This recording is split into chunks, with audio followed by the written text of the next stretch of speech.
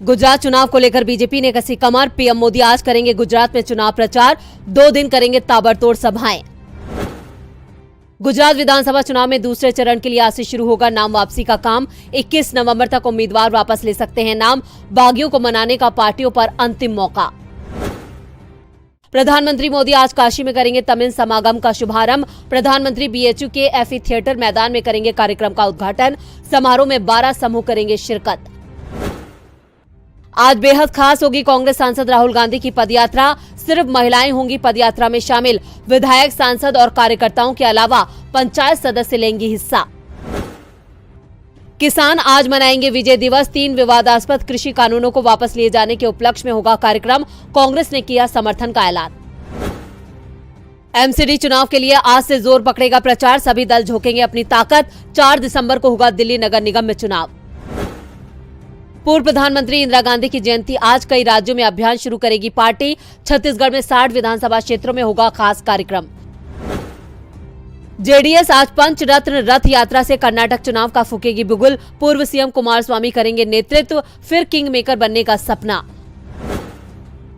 AIBEA का आज हड़ताल का आह्वान। कुछ सरकारी बैंकों का कामकाज हो सकता है प्रभावित। लोगों को होगी काफी परेशानी। रेल यात्रियों को होगी परेशानी। आज रद्द होंगी 131 ट्रेनें। कई गाड़ियों को बदला गया रूट।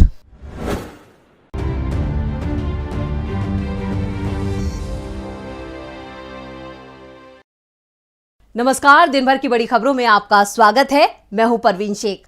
आज इस बुलेटिन में बात होगी सावरकर पर राहुल के करारे वार की, मोदी राज में बड़े हेट स्पीच के मामलों की। जानेंगे अखिलेश और शिवपाल की मुलाकात के क्या हैं सियासी मायने। देश में फिर क्यों हल्ला बोलने की तैयारी में हैं किसान। बात करेंगे मोरबी पुल हादसे में गुजरात सरकार से हुई चूक की, ज्ञान वापी मामले में आए नए मोड़ की, और बुलेटिन के आखिर में बात होगी एलपीजी गैस सिलेंडर में हुए बड़े बदलाव की। लेकिन तमाम बड़ी खबरों से पहले एक नजर सुर्खियों पर। कांग्रेस की भारत जोड़ो यात्रा का 71वां दिन पूरा। आज राहुल गांधी के साथ पैदल मार्च करती दिखी अभिनेत्री रिया सेन। यात्रा में शामिल हो रहे हैं बॉलीवुड के दिग्गज। कर्नाटक में गरमाई सियासत। सीएम बसवराज बोम्मई पर कांग्रेस का गंभीर आरोप। कहा मतदाताओं का डाटा चोरी करते हैं मुख्यमंत्री। अवैध खनन घोटाले में ईडी के सामने पेश हुए हेमंत सोरेन। मीडिया से बोले बीजेपी कर रही है आदिवासियों की भलाई चाहने वाली सरकार को गिराने की साजिश। गिरावट के साथ बंद हुआ शेयर बाजार। सेंसेक्स 230 अंकों की गिरावट के साथ 61,750 अंक पर हुआ बंद। निफ्टी 65 अंक की गिरावट के साथ 18,243 पर हुआ बंद। तो ये थी सुर्खियां और अब बात आज की सबसे बड़ी खबर की। राहुल गांधी इस वक्त महाराष्ट्र में भारत जोड़ो यात्रा निकाल रहे हैं। महाराष्ट्र में हर जगह उनका शानदार स्वागत हो रहा है। महाराष्ट्र के अकोला जिले में आज यात्रा के 71वें दिन राहुल गांधी ने मीडिया के सवालों का जवाब दिया। मीडिया से बात करते हुए राहुल ने गुजरात चुनाव को लेकर अपने प्लान का भी खुलासा कर दिया। तो वहीं सावरकर को लेकर राहुल गांधी ने कह दी है बड़ी बात। राहुल गांधी की भारत जोड़ो यात्रा इन दिनों महाराष्ट्र में है और इस राज्य में यात्रा को 11 दिन हो चुके हैं। ऐसे में आज राहुल गांधी एक बार फिर मीडिया से मुखातिब हुए। अकोला के महाराष्ट्र में मीडिया से बात करते हुए राहुल गांधी ने एक बार फिर केंद्र की मोदी सरकार पर निशाना साधा। साथ ही आज की प्रेस कॉन्फ्रेंस में राहुल गांधी ने वीर सावरकर का जिक्र भी किया। राहुल गांधी ने मीडिया के सामने वीर सावरकर की अंग्रेजों को लिखी चिट्ठी भी पढ़ी। चिट्ठी पढ़ते हुए राहुल गांधी ने बताया कि अंग्रेजों की मदद की। उन्होंने अंग्रेजों को चिट्ठी लिखकर कहा, सर मैं आपका नौकर रहना चाहता हूँ। ये देखिए, ये मेरे लिए सबसे जरूरी डॉक्यूमेंट है। ये देखा आपने, दिख रहा है आपको? और इसमें आप देख लीजिए, ये सावरकर जी की चिट्ठी है जिसमें उन्होंने अंग्रेजों को लिखा है। और मैं पूरी चिट्ठी आपको पढ़नी होगी, देख लीजिए, मैंने हाईलाइट भी कर रखी है, मगर मैं सिर्फ आखिरी लाइन पढ़ना चाहता हूं। अंग्रेजी में लिखी है तो मैं अंग्रेजी में बोल देता हूं। I beg to remain, sir, your most obedient servant, V.D. Savarkar. Hindi में ट्रांसलेशन कर देता हूं, सर मैं आपका नौकर रहना चाहता हूं। ये मैंने नहीं लिखा, ये सावरकर जी ने लिखा है। तो इसको आप पढ़ लीजिए, देख लीजिए। अगर फडणवीस जी देखना चाहते हैं इसको, वो भी देख लें। तो मैं तो इसमें बहुत क्लियर हूं, सावरकर जी ने अंग्रेजों की मदद की थी। इसके अलावा राहुल गांधी ने एक बार फिर किसानों की दुर्दशा का जिक्र करते हुए कहा कि उनकी बात सुनने की जरूरत है। जो खेती करते हैं उनको प्रोटेक्शन देने की जरूरत है, उनको उनकी रक्षा करने की जरूरत है। जैसे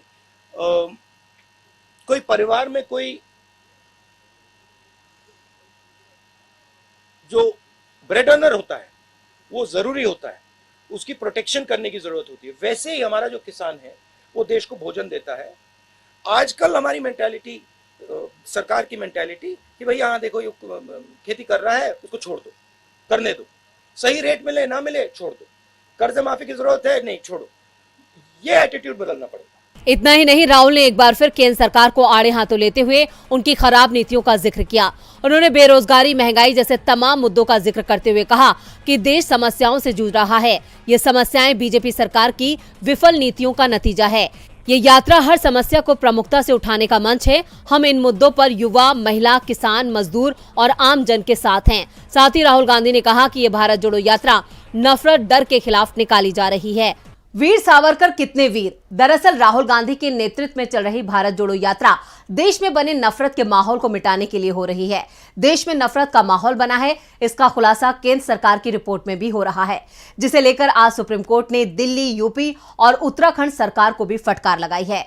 तो क्या कहा है सुप्रीम कोर्ट ने, देखते हैं इस रिपोर्ट में। राहुल गांधी पिछले 2 महीने से देश में पैदल मार्च कर रहे हैं।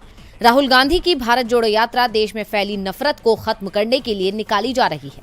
राहुल गांधी बार बार ये कह रहे हैं कि देश को बांटा जा रहा है। राहुल के इस बयान पर एनसीआरबी के आंकड़े और सुप्रीम कोर्ट के एक बयान ने मोहर लगा दी है। हेट स्पीच से जुड़े एक मामले में सुप्रीम कोर्ट ने बताया कि 2014 के बाद से राजनेताओं और सार्वजनिक पदाधिकारियों के खिलाफ हेट स्पीच के मामलों में लगभग 500% की वृद्धि हुई है। इससे पहले 21 अक्टूबर को सुप्रीम कोर्ट ने मामले की सुनवाई के दौरान कहा था, ये 21वीं सदी है, हम धर्म के नाम पर कहां पहुंच गए हैं। कोर्ट ने अधिकारियों को निर्देश दिया कि वो ऐसे मामलों के खिलाफ खुद कार्रवाई करें या अवमानना के आरोपों का सामना करें। अदालत ने कहा, अगर अधिकारी कार्रवाई करने में विफल रहते हैं तो अवमानना शुरू की जाएगी। सुप्रीम कोर्ट ने आगे कहा कि भारत में मामलों की स्थिति एक ऐसे देश के लिए चौंकाने वाली थी जिसे धर्म तटस्थ माना जाता है। जजों ने कहा, भारत का संविधान व्यक्ति की गरिमा सुनिश्चित करने वाले नागरिकों के बीच एक धर्मनिरपेक्ष राष्ट्र और बंधुत्व की परिकल्पना करता है। राष्ट्र की एकता और अखंडता प्रस्तावना में निहित मार्गदर्शक सिद्धांतों में से एक है। इसके अलावा सुप्रीम कोर्ट ने 3 राज्यों दिल्ली, उत्तर प्रदेश और उत्तराखंड को नफरती भाषा की घटनाओं में शामिल व्यक्तियों के खिलाफ की गई कार्रवाई का विवरण देने वाली एक रिपोर्ट प्रस्तुत करने का आदेश दिया। अदालत की बेंच ने कई अधिकारियों से अभद्र भाषा की घटनाओं पर नकेल कसने और अदालत को एक रिपोर्ट पेश करने का भी आग्रह किया। गौरतलब है कि नेशनल क्राइम रिकॉर्ड्स ब्यूरो की हालिया रिपोर्ट में हेट स्पीच को लेकर चौंकाने वाला खुलासा हुआ था। इसमें बताया गया था कि पिछले 7 सालों में हेट स्पीच के सबसे ज्यादा मामले दर्ज किए गए हैं। ऐसे मामलों में रिकॉर्ड 500% की बढ़ोतरी हुई है। एनसीआरबी डेटा के मुताबिक 2014 में हेट स्पीच के सबसे कम यानी 323 मामले दर्ज किए गए, जो 2020 में बढ़कर 1804 हो गए। देश को बांटने और नफरत को लेकर राहुल गांधी खुद सड़कों पर पैदल मार्च कर रहे हैं। अपनी भारत जोड़ो यात्रा में राहुल गांधी ने इस मुद्दे को जोर शोर से उठाया। तो क्या अब सुप्रीम कोर्ट ने भी राहुल गांधी की बात मान ली है? बात तो चाचा शिवपाल यादव ने भी अखिलेश की मान ली है। तभी तो आज दोनों एक ही फ्रेम में नजर आए। मैनपुरी चुनाव ने सपा परिवार को फिर से एक कर दिया है और इस एकजुटता ने बीजेपी के प्लान को फ्लॉप कर दिया है। बीजेपी ने मैनपुरी सीट से शिवपाल यादव के करीबी रघुराज शाक्या को मैदान में उतारा। शाक्या के सारे शिवपाल को साधने की कोशिश की, लेकिन अखिलेश यादव ने ऐसा दांव चला जिससे बीजेपी की सारी कोशिशें फेल हो गई हैं। अखिलेश यादव आज सुबह अपनी पत्नी और मैनपुरी से सपा उम्मीदवार डिंपल यादव के साथ सफाई में शिवपाल के घर पहुंच गए। मैनपुरी के पूर्व सांसद धर्मेंद्र यादव भी इस दौरान अखिलेश के साथ थे। चारों के बीच 1 घंटे से ज्यादा समय तक मुलाकात चली। इस मुलाकात की फोटो अखिलेश यादव ने अपने ट्विटर हैंडल पर पोस्ट की। तस्वीर के साथ लिखा कि नेताजी और घर के बड़ों के साथ साथ मैनपुरी की जनता का भी आशीर्वाद साथ है। शिवपाल से मुलाकात से पहले अखिलेश ने उन्हें फोन भी किया था और उससे पहले उपचुनाव के लिए शिवपाल को स्टार प्रचारक भी बना दिया था। अखिलेश पूरे परिवार को एकजुट करने में लगे हैं और इसमें उन्हें सफलता भी मिल रही है। दरअसल बुधवार को ही प्रगतिशील समाजवादी पार्टी के चीफ शिवपाल यादव ने सफाई में अपने समर्थकों की बैठक बुलाई थी। बैठक में उन्होंने कहा था कि डिंपल यादव परिवार की बहू हैं, उन्हें जिताने के लिए पूरी ताकत से जुटना है। और अब अखिलेश यादव की शिवपाल के घर जाकर मुलाकात से साफ है कि मुलायम सिंह का पूरा परिवार चुनाव में एक साथ थे और जल्द ही शिवपाल यादव भी खुलकर चुनाव प्रचार में कूद पड़ेंगे। इससे साफ है कि शिवपाल से मदद की जो उम्मीद बीजेपी उम्मीदवार रघुराज शाक्य ने लगाई थी वो अब टूट चुकी है। शिवपाल ने डिंपल का समर्थन करने और प्रचार करने का ऐलान कर दिया है। मैनपुरी सीट पर 5 दिसंबर को वोटिंग होनी है और नतीजे 8 दिसंबर को आएंगे। इस सीट पर कांग्रेस और बीएसपी ने अपना उम्मीदवार नहीं उतारा है। कांग्रेस ने डिंपल के समर्थन का ऐलान किया है तो बीएसपी ने किसी भी दल का समर्थन नहीं किया है। मैनपुरी पर नजरें गड़ाए बीजेपी का गणित पूरी तरह से गड़बड़ा गया है, जिसका सीधा फायदा डिंपल यादव को मिलता नजर आ रहा है। इधर किसानों ने भी मोदी सरकार की मुश्किलों में इजाफा करने का मन बना लिया है। किसानों के दबाव में केंद्र की मोदी सरकार ने कृषि कानून तो वापस ले लिए, लेकिन किसानों की दूसरी मांगों को लिखित आश्वासन के बावजूद पूरा करने को तैयार नहीं दिख रही है, जिसे लेकर किसानों में गुस्सा दिखाई दे रहा है और अब किसानों ने नए सिरे से केंद्र सरकार के खिलाफ आंदोलन छेड़ने का ऐलान कर दिया है। एक साल पहले 19 नवंबर को पीएम मोदी ने देश को संबोधित करते हुए कृषि कानून वापसी का ऐलान किया था। इसके बाद किसानों की दूसरी मांगों को भी जल्द पूरा करने का लिखित में आश्वासन दिया गया। केंद्र के लिखित आश्वासन के बाद किसानों ने अपना आंदोलन स्थगित कर दिया, लेकिन अब किसान खुद को ठगा मान रहे हैं, क्योंकि मोदी सरकार ने किसानों की किसी भी मांग को पूरा नहीं किया है। किसानों के संगठन संयुक्त किसान मोर्चा ने मोदी सरकार पर धोखा देने का आरोप लगाया है और नए सिरे से किसान आंदोलन शुरू करने का ऐलान कर दिया है। एसकेएम ने कहा कि किसान संगठनों की 8 दिसंबर को बैठक बुलाई गई है। इस बैठक में किसान आंदोलन की रणनीति पर विचार किया जाएगा। इससे पहले 19 नवंबर को फतेह दिवस या विजय दिवस मनाया जाएगा, क्योंकि पिछले साल इसी दिन पीएम मोदी ने कृषि कानून वापस लेने का ऐलान किया था।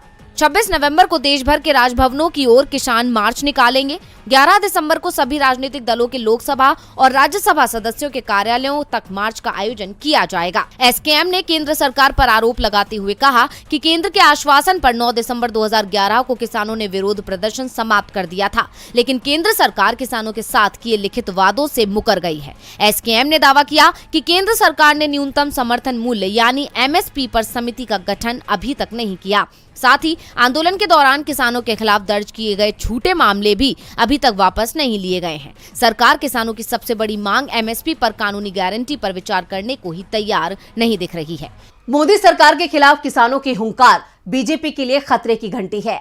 खतरे की घंटी तो गुजरात हाईकोर्ट ने बीजेपी सरकार के खिलाफ बजा दी है। मोरबी पुल हादसे को लेकर आज हुई सुनवाई में दायर हलफनामे में मोरबी नगर पालिका ने अपनी गलती मान ली है। अब इस मामले की अगली सुनवाई 24 नवंबर को होगी। 30 अक्टूबर को मोरबी में पुल हादसे में 140 से ज्यादा लोगों की जान चली गई थी। अब इस मामले पर गुजरात सरकार की मुश्किलें बढ़ गई हैं। गुजरात के मोरबी पुल हादसे मामले में मोरबी नगर निगम ने अपनी गलती मान ली है। हाईकोर्ट में दायर हलफनामे में मोरबी नगर पालिका ने कहा कि बिना फिटनेस सर्टिफिकेट के ब्रिज नहीं खोला जाना चाहिए था। आपको बता दें कि 30 अक्टूबर को हुए हादसे में 140 से ज्यादा लोगों की जान चली गई थी। मरने वालों में 50 से ज्यादा बच्चे शामिल थे। गुजरात हाईकोर्ट ने बुधवार को 2 नोटिसों के बावजूद स्टेटस रिपोर्ट दाखिल करने में देरी को लेकर मोरबी नगर पालिका को चेतावनी दी थी। अदालत ने कहा था, कल आप स्मार्ट तरीके से काम कर रहे थे, अब आप मामले को हल्के में ले रहे हैं, इसलिए या तो आज शाम तक अपना जवाब दाखिल करें या फिर 1 लाख रुपए का जुर्माना अदा करें। कोर्ट ने मोरबी नगर निगम को 7 नवंबर को नोटिस जारी कर 14 नवंबर तक जवाब मांगा था, लेकिन निगम जवाब देने में विफल रहा। कोर्ट ने 15 नवंबर को एक और दिन का वक्त दिया था, लेकिन निगम जवाब दाखिल करने में विफल रही। निगम ने आज हुई सुनवाई में हलफनामा पेश किया और इस हलफनामे में मोरबी नगर पालिका ने अपनी गलती मान ली। पिछले हफ्ते गुजरात हाईकोर्ट ने इस मामले को खुद उठाया था, जिसके बाद बेंच ने राज्य सरकार, गुजरात मुख्य सचिव, मोरबी नगर निगम, शहरी विकास विभाग, गुजरात गृह मंत्रालय और राज्य मानवाधिकार आयोग को इस मामले में पक्षकार बनाने का निर्देश दिया था और उनसे रिपोर्ट मांगी थी। अब इस मामले की अगली सुनवाई 24 नवंबर को होगी। इधर हादसे को लेकर पूर्व मुख्यमंत्री दिग्विजय सिंह ने बीजेपी पर बड़ा आरोप लगाया है। उन्होंने कहा है कि जब मैं मोरबी घटनास्थल पर पहुंचा तो मुझे पता चला कि पुल गिरने के समय कोई पुलिसकर्मी मौजूद नहीं था। बीजेपी की बैठक 4 किलोमीटर दूर हो रही थी। वहां पहुंचने में 10 मिनट लगते हैं, लेकिन दुर्घटना के बाद बैठक 1 घंटे तक चली। मैं इसकी निंदा करता हूं। गुजरात हाईकोर्ट की सख्ती का नतीजा है कि सरकारी विभाग ने अपनी चूक मान ली।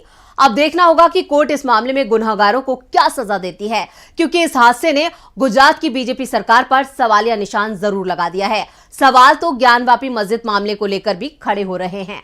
ज्ञानवापी परिसर हिंदुओं को सौंपने सहित 3 मांगों से जुड़ी याचिका पर आज कोर्ट का आदेश आ गया। क्या है कोर्ट का आदेश, देखते हैं इस रिपोर्ट में। ज्ञानवापी परिसर में मिले कथित शिवलिंग को लेकर मामला देश की अलग अलग कोर्ट में चल रहा है। हिंदू पक्ष शिवलिंग की पूजा के अधिकार के साथ ही अब इस पूरे परिसर पर ही दावा कर रहा है, जबकि जिसे हिंदू पक्ष शिवलिंग मान रहा है उसे मुस्लिम पक्ष कुछ और ही बता रहा है। हिंदू पक्ष की ओर से किरण सिंह बिसेन और दूसरे पक्षकारों ने याचिका कोर्ट में दाखिल की थी, जिसका विरोध मुस्लिम पक्ष की ओर से किया गया था।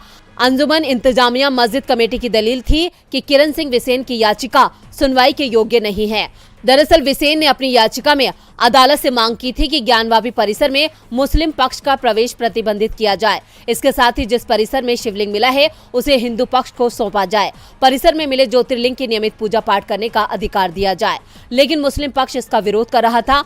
सिविल जज महेंद्र कुमार पांडे की अदालत में आज हुई सुनवाई के बाद किरण सिंह बिसेन की याचिका को सुनवाई योग्य मानते हुए मुस्लिम पक्ष की याचिका को खारिज कर दिया। यानी अब ज्ञानवापी परिसर में मिले शिवलिंग विवाद पर वाराणसी की जिला अदालत सुनवाई करेगी। विश्व वैदिक सनातन संघ के एडवोकेट अनुपम द्विवेदी ने बताया कि अदालत में सुनवाई की अगली डेट 2 दिसंबर तय की गई है और इसी दिन सुनवाई के दूसरे मुद्दे भी तय हो जाएंगे। इस बीच सुप्रीम कोर्ट ने भी प्लेसेस ऑफ वर्शिप एक्ट यानी पूजा स्थल विधेयक को लेकर सरकार से हलफनामा मांगा है। मुस्लिम पक्ष जिला कोर्ट से लेकर सुप्रीम कोर्ट तक दावा कर रहा है कि ज्ञानवापी मस्जिद का मामला वर्शिप एक्ट में आता है, क्योंकि मस्जिद 1947 से पहले की बनी हुई है, इसलिए इसमें किसी तरह के बदलाव को लेकर कोई भी कोर्ट सुनवाई नहीं कर सकता।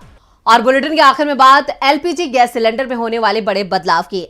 सरकार एलपीजी गैस सिलेंडर यूज करने वाले ग्राहकों के लिए कड़ा कदम उठाने जा रही है। गैस की चोरी करने वालों की अब खैर नहीं है। सरकार ने अब गैस सिलेंडर पर QR कोड लगाने का एक्शन ले लिया है और सरकार की ये योजना 3 महीने के अंदर अमल में आ जाएगी। एक तरफ गैस सिलेंडर की बढ़ती कीमतों से आम आदमी का पहले ही दम निकला हुआ है, तो दूसरी तरफ एलपीजी सिलेंडर में गैस की चोरी भी आम जनता की मुश्किलों में इजाफा कर देती है।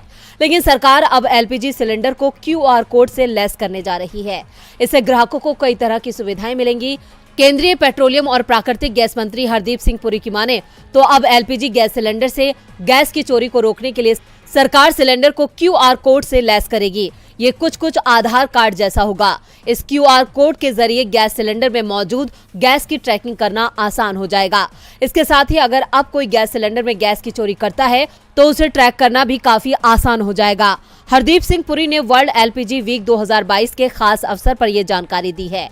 अब जल्द ही सभी एलपीजी सिलेंडर पर QR कोड लगा दिया जाएगा। सरकार ने प्रोजेक्ट पर काम करना शुरू कर दिया है। 3 महीने के अंदर इस काम को पूरा करने का टारगेट रखा गया है। ध्यान देने वाली बात यह है कि नए गैस सिलेंडर में QR कोड डाला जाएगा। वहीं गैस सिलेंडर में QR कोड के मेटल स्टिकर को गैस सिलेंडर पर चिपकाया जाएगा।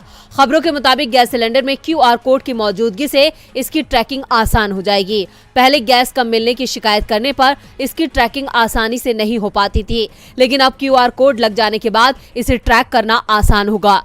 पहले ये नहीं पता चल पाता था कि किस डीलर ने गैस सिलेंडर को कहां से निकाला और किस डिलीवरी मैन ने उसकी डिलीवरी ग्राहक के घर पर की थी, मगर QR कोड लगने के बाद सभी चीजों की ट्रैकिंग आसान हो जाएगी। इससे चोर आसानी से पकड़ा जाएगा और इससे लोगों के मन में डर पैदा होगा। इससे वो गैस की चोरी करने से बचेंगे।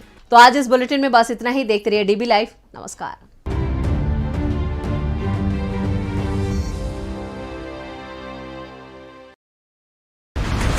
बिछ गई सियासी विसार, खेला जा रहा है सियासी खेल, जारी है वार पलटवार। शह और मात के खेल में बनाई जा रही है रणनीति। कौन पड़ेगा किस पर भारी, ये कभी भी सिर्फ hastachep.com पर अमलेंदु उपाध्याय के साथ